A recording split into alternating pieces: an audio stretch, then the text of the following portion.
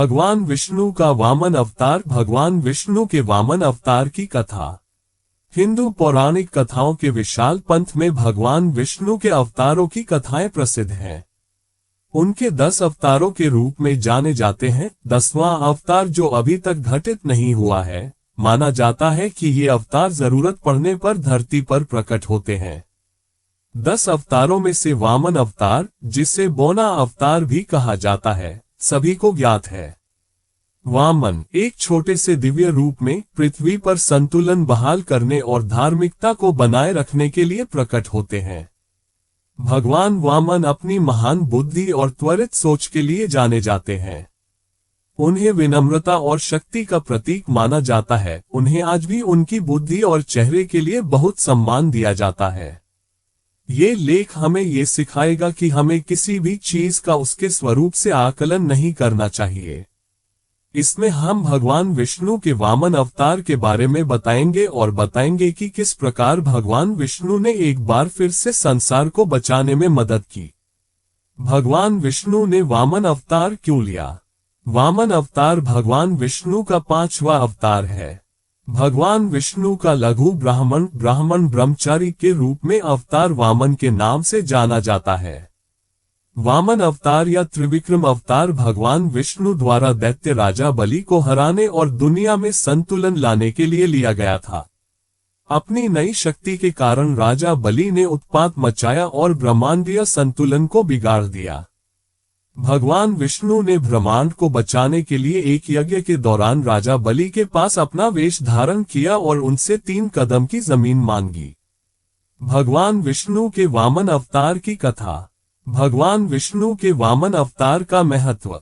संसार की रक्षा करने वाले पवित्र त्रिदेवों में तीसरे स्थान पर भगवान विष्णु को जब भी आवश्यकता होती है बुराई को हराने, धर्म की पुनर्स्थापना करने और धार्मिकता की स्थापना करने के लिए पृथ्वी पर अवतार लेने के लिए जाना जाता है।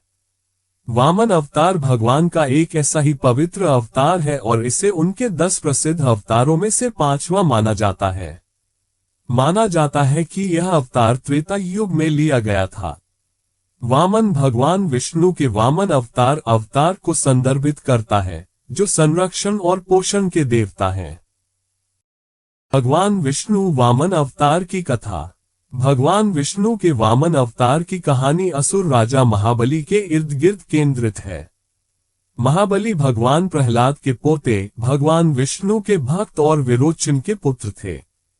कहानी की शुरुआत देवताओं द्वारा समुद्र मंथन से प्राप्त अमृत को पीकर अमर हो जाने से होती है।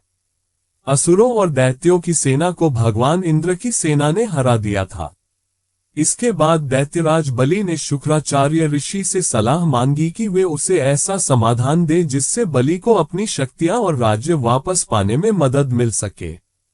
ऋषि शुक्राचार्य ने उनकी व्यथा सुनकर उनसे महाभिषेक विश्वजीत यज्ञ करने को कहा ताकि पता चल सके कि उन्होंने क्या खोया है।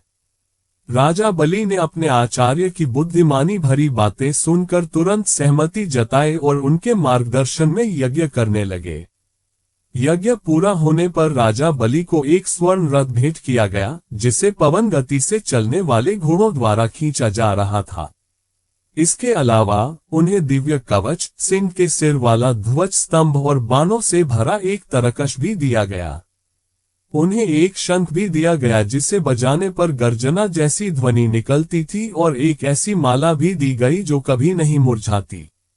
संस्कृत शब्द वामन एक शब्द है जिसका प्रयोग बोने के लिए किया जाता है और इस अवतार में भगवान एक भिक्षुक के रूप में प्रकट होते हैं, जो युवा है और दिखने में भी छोटा है।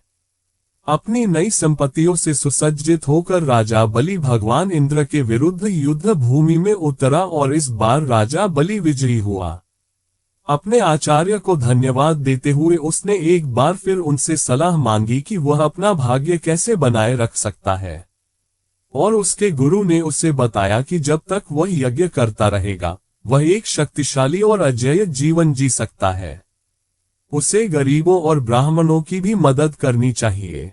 दूसरी ओर भगवान इंद्र बृहस्पति ऋषि के पास ये जानने के लिए गए कि क्या उनके लिए बाली को परास्त करने और अपनी शक्तियां वापस पाने का कोई तरीका है। फिर उन्हें भगवान विष्णु की खोज करने का निर्देश दिया गया। भगवान इंद्र ने भगवान विष्णु की पूजा करके उनकी सहायता प्राप्त की। भगवान इंद्र की माता अदिति, महर्षि काश्यप की पत्नी, ने अपने पुत्र की सहायता के लिए भगवान विष्णु से प्रार्थना की। भगवान विष्णु ने भगवान इंद्र की सहायता करने और बलि का वध करने के लिए सहमति व्यक्त की। अपने वचनों के अनुसार अदिति ने एक पुत्र को जन्म दिया और उसका नाम वामन रखा। तब भगवान विष्णु ने वामन का अवतार लिया और ब्राह्मण का वेश धारण किया और उस स्थान पर पहुंचे जहां शुक्राचार्य और दैत्यराज बलि द्वारा यज्ञ किया जा रहा था। राजा बलि ने युवा ब्राह्मण से पूछा कि वह क्या चाहता है। वामन ने राजा बलि की ब्राह्मणों और गरीबों के प्रति उदारता की प्रशंसा की और उनसे अपने 3 कदमों के बराबर भूमि मांगी। इस तरह की मांग सुनकर वहां मौजूद दर्शक आश्चर्यचकित रह गए। उस युवा बालक द्वारा मांगी गई भिक्षा की सरासर हास्यास्पदता पर असुरों ने जोर से ठहाका लगाया। दैत्यराज बलि ने इस युवा विचित्र बालक की इच्छा पूरी करने के लिए सहमति जताई। सहमत होने पर उस युवा लड़के का छोटा रूप आकार में बड़ा हो गया। कुछ ही समय में वह पूरे ग्रह से भी बड़ा हो गया। उसने एक कदम रखा जिससे पूरी धरती ढक गई और अगले कदम ने आकाश को ढक दिया जो अमराव्यो है, और उसने राजा बलि की ओर देखा और उससे पूछा कि तीसरा कदम कहां पड़ेगा। राजा बलि ने अपना वचन निभाने का निश्चय किया और वामन से कहा कि वह तीसरा पग उनके सिर पर रख दे। ये सुनकर भगवान विष्णु अपने वास्तविक रूप में प्रकट हुए और राजा बलि को आशीर्वाद दिया तथा उसे पाताल लोक पर शासन करने की अनुमति दी। इस प्रकार बलि पाताल लोक चला गया। भगवान विष्णु के वामन अवतार के कारण इंद्र और अन्य देवताओं ने अमरावती को अपने पास रख लिया। निष्कर्ष: भगवान विष्णु के वामन अवतार की कहानी राजा बलि द्वारा छोटे ब्राह्मण के अनुरोध पर सहमति जताने के कारण घटित होती है। उन्हें यह एहसास नहीं था कि वामन का आकार अंततः पूरे ब्रह्मांड को बौना बना देगा। वामन के शुरुआती 2 कदमों के बाद बलि के पास तीसरा कदम रखने के लिए जगह नहीं थी और उसे पीछे हटना पड़ा। वामन की दिव्यता को समझते हुए बलि ने अपना सिर वामन के पैर के नीचे रखकर आत्मबलिदान कर दिया, जिसके परिणामस्वरूप राक्षस का पतन हुआ और शांति और व्यवस्था की पुनःस्थापना हुई।